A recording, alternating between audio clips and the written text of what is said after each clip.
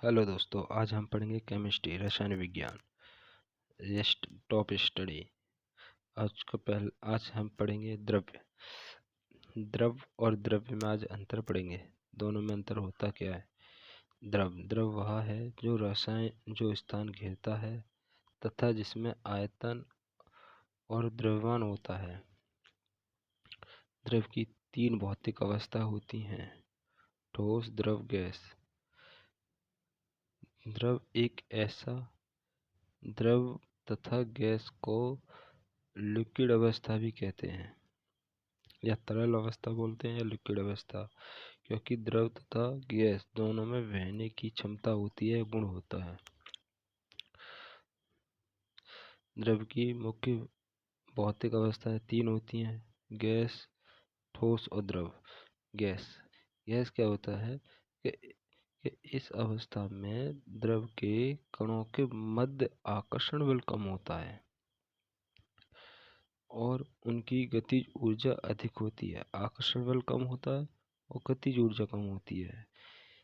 इसमें आकार और आयतन दोनों अनिश्चित होते हैं। इसमें आकार भी नहीं होता और न ही आयतन होता है। जैसे वायु, हाइड्रोजन, नाइट्रोजन आदि। गैस अवस्था में द्रव का ना तो कोई आकार होता है और ना ही कोई आयतन होता है।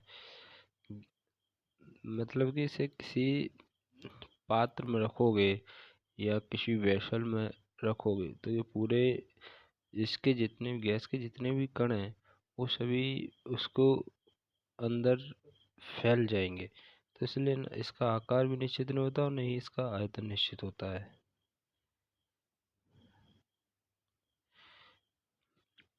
जिस पात्र में से रख दिया जाता है उसका आकार या आयतन ग्रहण कर लेते हैं। द्रव को इंग्लिश में लिक्विड बोलते हैं और द्रव्य को इंग्लिश में मैटर बोलते हैं। द्रव में आयतन निश्चित होता है परंतु आकार अनिश्चित होता है। इसमें आयतन निश्चित होता है और आकार अनिश्चित होता है। जैसे दूध, पानी, तेल और शराब आदि। इसे बहने वाला द्रव्य कहते हैं। ठोस ठोस पदार्थ की वह अवस्था होती है जिसमें उसके आकार तथा आयतन निश्चित होते हैं। आकार और आयतन निश्चित होते हैं। जैसे कुर्सी, मेज, ईंट, पत्थर की मूर्ति, दवात, कलम, तावा आदि। ठोस में कणों के मध्य की दूरी बहुत कम होती है। कणों की व्यवस्था निश्चित होती है। ठोस पर दाब का प्रभाव नहीं पड़ता। जैसे दोस्तों, ईंट लोगे, ईंट को दबाओगे, इस पर कोई फर्क नहीं पड़ेगा। हथौड़े को दबाओगे, इस पर कोई फर्क नहीं पड़ेगा, ये एक ठोस है। अच्छा, अब पढ़ते हैं पदार्थ होता क्या है। पदार्थ को इंग्लिश में सब्सटेंस बोलते हैं। द्रव के विभिन्न प्रकार को पदार्थ कहते हैं। अतः पदार्थ एक विशेष प्रकार का द्रव है जो निश्चित गुण एवं संघटन वाला होता है। जैसे कागज, मिट्टी, लोहा, मोम, जल, दूध, वायु, ऑक्सीजन, चूना आदि। तत्व इंग्लिश में एलिमेंट बोलते हैं।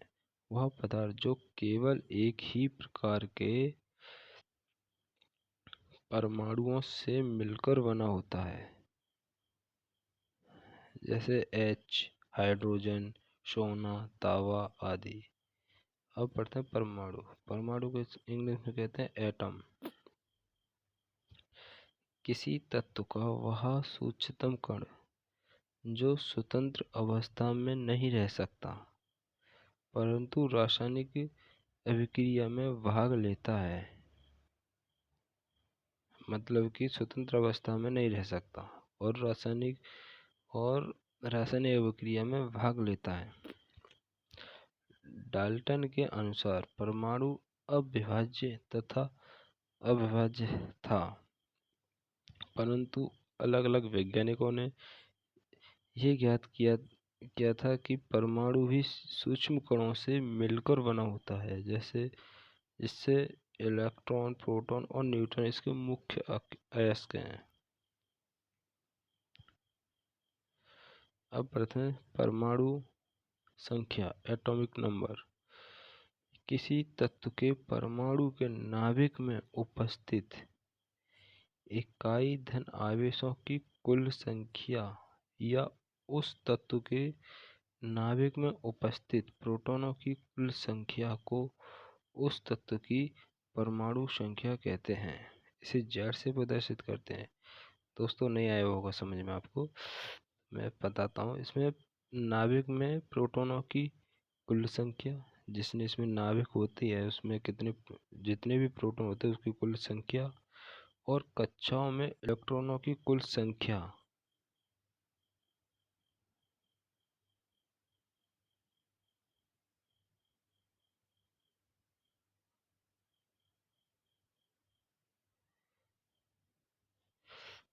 को भी हम प्रोटॉन कहते हैं। परमाणु संख्या कहते हैं। Z बराबर E बराबर P। दोस्तों अब पढ़ते द्रव्यमान संख्या, मास नंबर। किसी तत्व के परमाणु के नाभिक में उपस्थित प्रोटॉनों और न्यूट्रॉनों की संख्याओं के योग को उस परमाणु की मास नंबर कहते हैं। उस परमाणु को मास नंबर कहते हैं। मतलब द्रव्यमान संख्या को ए से प्रदर्शित करते हैं। ये कहना ये चाह रहा है कि प्रोटॉनों की संख्या और प्लस न्यूट्रॉनों की संख्या के योग को द्रव्यमान संख्या कहते हैं। तो इसको ए से प्रदर्शित करते हैं। ए बराबर एन प्लस पी। एन मतलब प्रोटॉनों की संख्या और पी माने न्यूट्रॉनों की संख्या। हेलो दोस्तों, आपको वीडियो कैसी लगी कमेंट में बताएं, शेयर करें एंड सब्सक्राइब करें। Thank you.